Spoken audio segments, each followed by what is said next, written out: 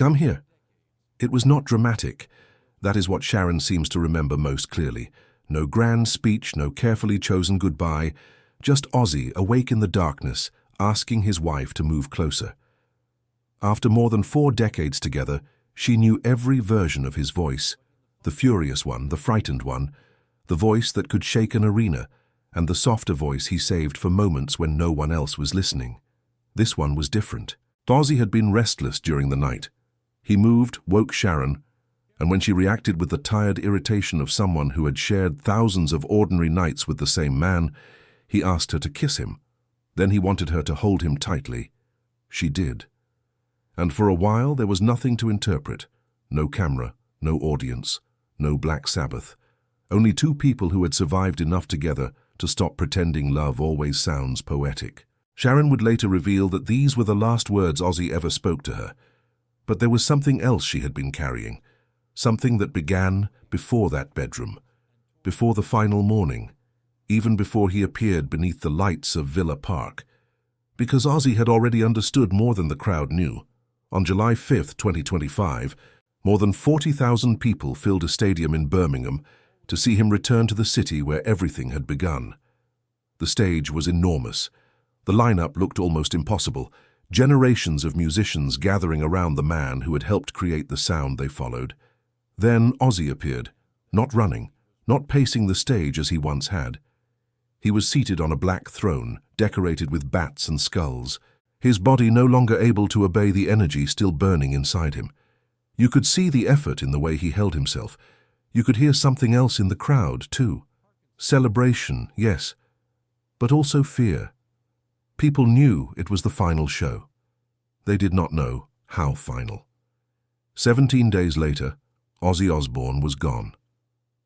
Watching that performance now feels uncomfortable in a way it did not at the time. Every smile seems to carry another meaning. Every pause lasts a little longer, and when he looks out at Birmingham, his Birmingham, you start wondering whether he was simply saying goodbye to the stage, or whether he knew he was saying goodbye to far more than that. Sharon has since admitted that doctors had warned them. The concert could be too much for him. His health had become frighteningly fragile, and Ozzy understood that he might not have much time remaining. Still, he wanted that show. No, that sounds too mild. He needed it. Maybe you understand why. After years of surgeries, cancelled performances, and promises that he would return, disappearing quietly would have felt like leaving a sentence unfinished. Ozzy had spent his life communicating through noise. Silence was never going to be his chosen ending. But Sharon knew the danger. She had spent decades pulling him back from disasters, illnesses and moments when even those closest to him wondered how much more his body could survive. This time, however, she was not merely trying to save Ozzy. She was helping him decide how he wanted to leave. And somewhere before he was carried toward that stage, Ozzy told her something that changed the meaning of everything that followed. Not about money, not about fame, about the end, and what he wanted Sharon to understand when it finally came. Sharon had seen Ozzy frightened before. That was never the part people understood. They saw the man who bit the head off a bat, the man who staggered through interviews, laughed at danger, turned his own chaos into entertainment. Fear did not fit the costume. So when it appeared, people usually missed it. Sharon didn't. She noticed it in smaller things. The way he asked the same question twice. The way he watched people leave a room. The way his hand stayed around hers a little longer than necessary, almost as if he was checking that she was still there. In the days before the Birmingham show, Ozzy was surrounded by noise. Doctors, musicians, family, schedules, rehearsals he could barely complete. Everyone had an opinion about what he should do. Rest, cancel, protect yourself. There would be another way to say goodbye. But Ozzy had heard versions of that for years. Another tour later, another performance when he was stronger, another promise to fans after one more surgery, one more recovery, one more painful attempt to make his body cooperate. He knew what later could become. Nothing. Sharon apparently tried to stay practical. That was how she survived difficult moments. She asked questions. She made arrangements. She argued with people who believed they knew Ozzy better than she did. And when she could not control what was happening, she controlled the details around it. The chair, the stage entrance, the amount of time he would perform. Who would remain close enough to help him without making it obvious? You can imagine what that must have done to her. She was preparing the biggest celebration of his career while quietly reducing every possible risk, knowing that the man at the center of it was more fragile than almost anyone in the stadium realized. Ozzy hated being handled like a sick man. That mattered. He could accept pain. He had lived with it for years. What he struggled to accept was being looked at with pity. So the throne was not presented as medical necessity. It became theater, black, enormous, almost absurdly Ozzy, bats, skulls, darkness. A weakness disguised as an entrance fit for a king. And somehow it worked. When the crowd saw him, they did not see a patient. They saw him. For a few minutes, perhaps Ozzy did too. There is a moment in old footage of performers who know they are reaching the end. It is difficult to describe. They stop trying to dominate the room. They begin taking it in. Faces, lights, the sound moving back toward them. Ozzy seemed to look at that crowd differently. Not like a man expecting another tour, another city, another night. More like someone trying to hold the picture still. Sharon watched from nearby. She had watched him on stages when he was reckless, intoxicated, furious, brilliant. She had watched crowds worship him and executives dismiss him. She had rebuilt careers, repaired scandals, sat beside hospital beds, and refused to accept endings that other people considered inevitable. But this time she was not thinking about the next comeback. She was watching him receive the goodbye he had asked for. That is where the confession begins to make sense. It had not arrived as one dramatic sentence. Ozzy was rarely that tidy. He moved around what he meant. He joked when things became too serious. He changed the subject, then returned to it later as if no time had passed. One evening, before the final show, he asked Sharon whether she believed people would remember him as someone good, not successful, not legendary. Good. She answered quickly, perhaps too quickly.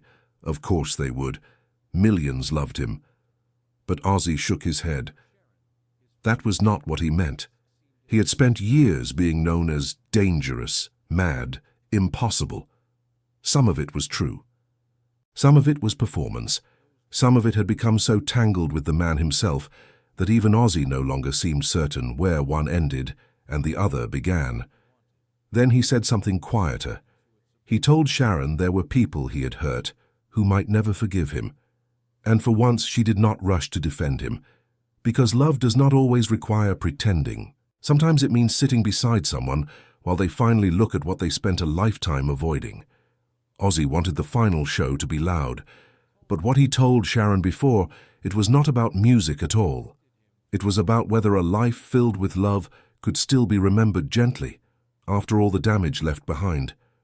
For years, Sharon had been the person who translated Ozzy to the world. She explained the jokes that went too far. She softened the silences. She turned chaos into schedules, scandals into interviews, near disasters into another chapter of survival. People sometimes mistook that for control. Maybe it was, partly. But it was also protection. And protection becomes complicated when the person you love begins talking as if he is preparing you to live without him. Ozzy did not sit Sharon down and deliver some polished farewell. That would have felt false coming from him. He circled around it, a remark in the car, a question after midnight, a joke that stopped being funny halfway through. He began asking practical things. Would she stay in England more often? Would the children be all right? Would she keep the dogs close? Small questions, almost ordinary. Yet Sharon understood the weight beneath them. When someone has spent decades refusing to imagine the end, practicality can sound like surrender. She pushed back at first. There were doctors, treatments, plans. People had counted Ozzy out before, and he had always found another way back. Sharon had built a life around refusing the word impossible. Why should this time be different? But Ozzy was not asking her to give up on him. He was asking her not to disappear with him. That distinction broke something open between them. Their marriage had never been gentle in the traditional sense. It had survived addiction, betrayal, rage, illness, and public humiliation. There were years when love looked less like romance and more like two exhausted people refusing to release each other. Perhaps that was why his private words mattered so much. Ozzy reportedly wanted Sharon to understand that her life could not end where his did. He knew how much of her identity had been built around saving him, defending him, bringing him back, and he seemed afraid that, without that role, she might not know who she was. It is difficult to hear that from someone you have spent your life protecting, because beneath the tenderness sits another truth. He knew she had paid for loving him. Sharon did not answer immediately. There was no perfect response. She had managed tours, television, medical crises and family battles, but this was different. Ozzy was not asking her to solve anything, he was asking her to promise. Promise that she would keep laughing. Promise that the family would not turn his death into permanent darkness. Promise that when people remembered him, they would remember the ridiculous parts too, the bad jokes, the confusion, the way he could make an entire room collapse into laughter without even trying. And then, almost as if the seriousness embarrassed him, he changed the subject. But Sharon did not forget. Days later, when the lights rose in Birmingham and Ozzy faced the crowd from that throne, she was not only watching her husband perform, she was watching him make sure she would have somewhere to begin after he was gone. The crowd heard the music. Sharon heard the strain beneath it, every pause between lines. Every moment Ozzy remained still, when the younger man she remembered would have crossed the stage without thinking. Every time his face tightened, then softened when Birmingham shouted his name back to him. To everyone else, it was history. To her, it was a quiet calculation. Was he in pain? Could he finish? Should someone move closer? Would he hate that? That was the cruelty of the night. Ozzy had finally reached the goodbye he had fought so hard to give, and Sharon could not simply watch as a fan. Part of her remained alert, like a wife beside a hospital bed. Then the audience began singing for him, not just along with him, for him. Thousands of voices carried the words when his own strength seemed to fade. Ozzy looked out at them and smiled. It was not the wild grin from the old photographs. It came slowly, tired, grateful, almost surprised. For a moment he stopped trying to prove anything. He simply received their love. When the final notes disappeared, Ozzy stayed there, looking into the crowd, as though he were trying to remember every face. Impossible, of course. But people attempt impossible things when they sense time becoming small. Backstage, the room filled with embraces, tears, and nervous laughter. Ozzy was exhausted.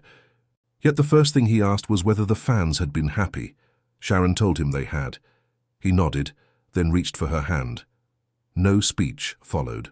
None was needed. She remembered the promise he had asked from her before the show. He did not fear being forgotten as much as he feared what his absence might do to the woman who had spent her life saving him. Ozzy wanted Sharon to survive him, not simply remain alive, actually live. And standing beside him after that final performance, she began to understand that this had been his real confession all along. 17 days later, the house was quiet in a way Sharon had never experienced before. Not peaceful, quiet. There is a difference, though people often confuse the two. Peace lets the body soften. It gives you somewhere to rest.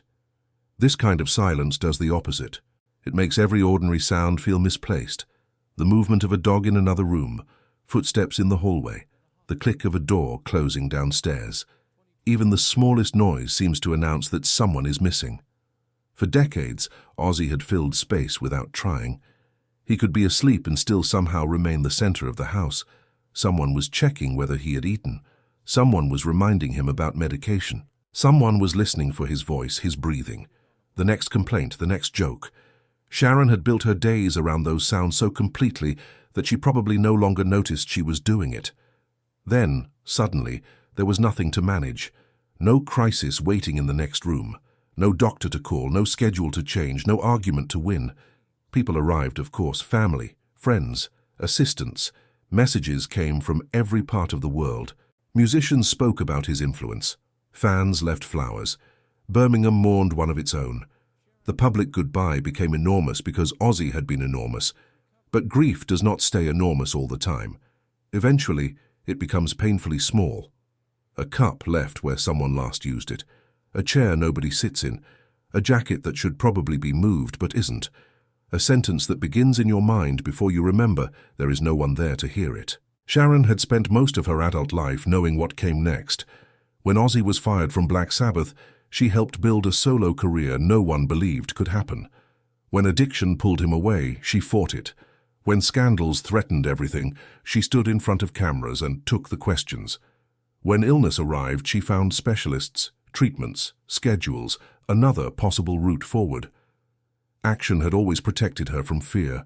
If there was something to fix, she could keep moving. Now there was nothing to fix. That was where his private words returned.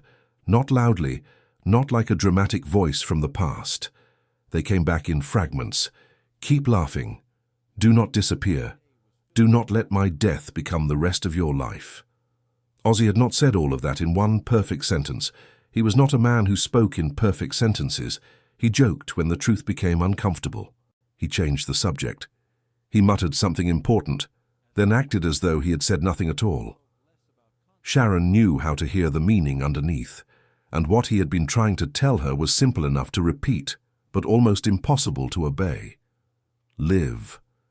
It sounded easy when he said it. It did not feel easy now, because who was Sharon without the emergency? Who was she when no one needed saving before breakfast? That question may have frightened her more than the silence itself. For most of their marriage, love and responsibility had become tangled together. She was his wife, yes, but also his manager, protector, translator, defender, and sometimes the person standing between Ozzy and the worst part of himself. The world saw strength in that. It rarely saw the cost. People like to describe long marriages through devotion, but they do not speak enough about habit, the deep physical habit of another human being, the way your attention turns toward them without permission, the way you make a decision with their reaction already waiting in your mind, the way you enter a room and immediately know whether something is wrong before a word has been spoken. Sharon could still begin forming a sentence for Ozzy, then remember. Perhaps that is one of the cruelest details of grief. The mind continues the relationship for a second longer than reality allows. Jack and Kelly carried their grief differently. Children always do. They had lost a father, but also the strange center of a family that had lived much of its life in public. Millions of people remembered the shouting, the television cameras, the confused conversations, the laughter that seemed to arrive from nowhere. But behind those memories were others the audience never owned. The private apologies, the hospital rooms, the birthdays when Ozzy was too tired to stay awake, the small moments with grandchildren, the ordinary days that do not become clips. Sharon understood that protecting his legacy would not mean turning him into a perfect man. Ozzy would have hated that. He had failed people. He had frightened people. He had caused pain. Then sometimes hidden behind the character everyone expected him to be. Ozzy could become a useful shield. The madness, the prince of darkness, the chaos. People expected it, laughed at it, sometimes forgave anything because it fit the legend. But near the end he seemed less interested in the legend. He wanted to know something simpler. Would the people he loved remember him gently? Not falsely, gently. There is a difference. He did not ask Sharon to erase the damage. He knew better than to expect that. Their marriage had survived addiction, betrayal, rage, illness, and years when staying together looked unreasonable to everyone watching. Survival does not make those things disappear. It leaves marks. Sharon knew every one of them. Still, when she thought of his final night, she did not first remember the scandals. She remembered his voice in the darkness. Come here. She remembered moving closer. She remembered him asking for a kiss, then wanting her to hold him tightly. No grand farewell, no final speech designed for history. Just a tired man reaching for the person who had remained beside him longer than almost anyone thought possible. That may have been the most honest version of Ozzy. Not the singer on the throne, not the television personality, not the man surrounded by noise, lights and people shouting his name. Just someone frightened by the distance opening in front of him, someone who did not want to be alone. Maybe that was why Sharon waited before speaking about those final moments. Some memories change once they are released. They stop belonging entirely to the person who lived them. Strangers examine them, reduce them, turn them into headlines and arguments. A private sentence becomes a confession. A final embrace becomes content. A marriage becomes a story people think they understand. But silence has weight too, and perhaps telling the story was Sharon's first attempt to honor what Ozzy had asked of her.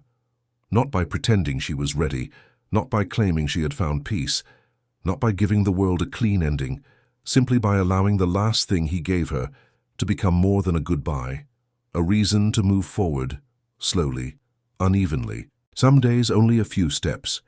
There would still be mornings when the silence felt unbearable, rooms she avoided, songs she could not hear, moments when she expected him to interrupt her and felt anger when he did not.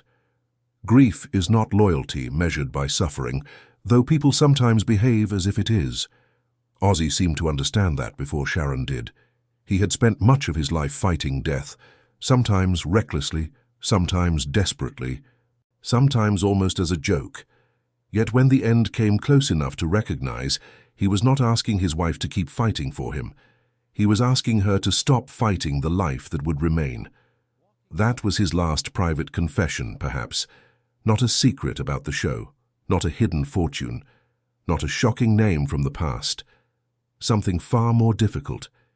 He knew what loving him had demanded from her. He knew how completely her life had become organized around keeping him alive. And somewhere beneath the jokes, the fear and the unfinished sentences, he was trying to release her from that duty. Sharon had spent decades bringing Ozzy back. Now Ozzy was asking her to come back without him, and that is where the story refuses to end neatly, because the promise is still there, in the empty rooms, in the laughter that sometimes arrives with guilt attached. In every morning Sharon wakes and realizes she has survived one more day than the man who once asked her not to follow him into the darkness. Maybe she has not answered him yet. Maybe continuing to live is the answer.